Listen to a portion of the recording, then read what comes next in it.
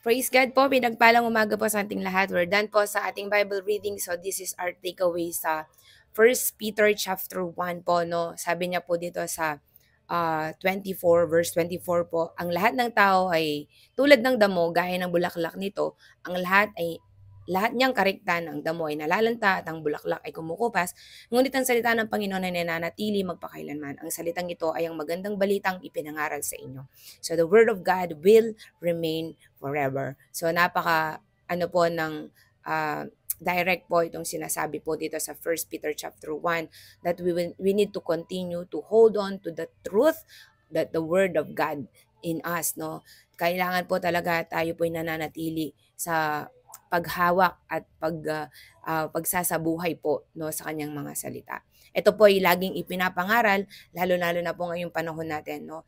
There's a lot of access on how we can understand and how we can hear the word of God. So, kailangan po talaga, kung narinig niyo po to at na panood niyo po itong video na to, continue to pray na magkaroon ka ng matinding desire na malaman at alamin at i-desire talaga araw-araw yung salita ng Panginoon sa buhay mo. So that is our takeaway po, no. Ang ating buhay ay parang damo, parang bulaklak, lahat lilipas. Pero ang salita ng Panginoon ang siyang mananatili.